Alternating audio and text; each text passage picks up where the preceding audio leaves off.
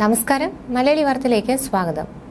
ജനലക്ഷങ്ങൾ വോട്ടിടാൻ ഇറങ്ങുന്ന ഇന്നത്തെ ദിവസം സംസ്ഥാനം ചുട്ടുകൊള്ളുമെന്ന് ദുരന്ത നിവാരണ അതോറിറ്റി മുന്നറിയിപ്പ് നിലനിൽക്കുന്നതിനിടെ തന്നെ സംസ്ഥാനത്ത് പലയിടങ്ങളിലായി വോട്ടർമാർ കുഴഞ്ഞു വീണ് മരിച്ചുവെന്ന റിപ്പോർട്ടുകൾ പുറത്തുവരികയാണ്.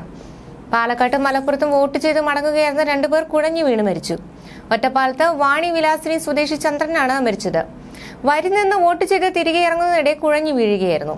പോളിംഗ് ആരംഭിച്ച് 7:30ഓടെയാണ് ദാരുണ സംഭവം ഉണ്ടായത്. ഉടൻ തന്നെ ഒറ്റപ്പാലം താലൂക്ക് ആശുപത്രിയിൽ എത്തിച്ചെങ്കിലും ജീവൻ രക്ഷിക്കാനായില്ല. മലപ്പുറം തിരൂരിൽ വോട്ട് ചെയ്ത ശേഷം വീട്ടിൽ മടങ്ങിയെത്തിയതിന് പിന്നാലെയാണ് വയോധികൻ കുഴഞ്ഞു വീണ് മരിച്ചത്. നിറമരുതൂർ സ്വദേശി ആലൂക്കാനക്കത്ത് സിദ്ദിഖ് മൗലവിയാണ് മരിച്ചത്. നിറമരുതൂർ വള്ളിക്കാഞ്ഞിരം സ്കൂൾ ബൂത്തിലെ ആദ്യ വോട്ടറായിരുന്നു. കുറ്റിച്ചിറ സ്കൂളിലെ ബൂത്തിൽ LDF ബൂത്ത് ഏജന്റും കുഴഞ്ഞു വീണ് മരിച്ചു. റിട്ടയർഡ് KSEB ഉദ്യോഗസ്ഥൻ അനീസ് അഹമ്മദാണ് മരിച്ചത്. രാവിലെ പോളിംഗ് സ്റ്റേഷനിൽ കുഴഞ്ഞു വീണ ഇദ്ദേഹത്തെ ഉടൻ ബീച്ച് ആശുപത്രിയിൽ എത്തിച്ചെങ്കിലും രക്ഷിക്കാനായില്ല.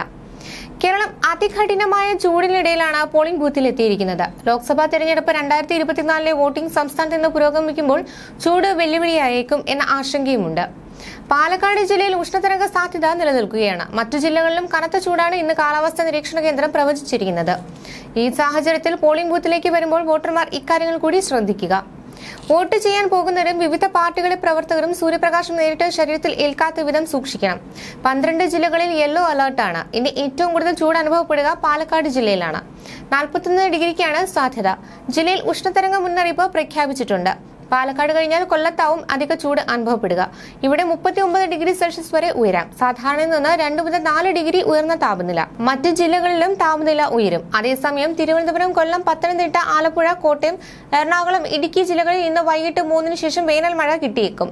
ഇടിമിന്നലും സാധ്യതയുണ്ട്. മെയ് 2ാം വാരം വേനൽ മഴ സജീവമാകും. വോട്ടിടാൻ എത്തുന്നവർ ക്യൂ നിൽക്കുന്നത് തുറസായ സ്ഥലത്തെങ്കിൽ പന്തലിടാൻ തെരഞ്ഞെടുപ്പ് കമ്മീഷൻ നിർദ്ദേശിച്ചിട്ടുണ്ട്. ഇവിടങ്ങളിൽ കുടിവെള്ളം അടക്കമുള്ള സൗകര്യങ്ങളും ഒരുക്കും.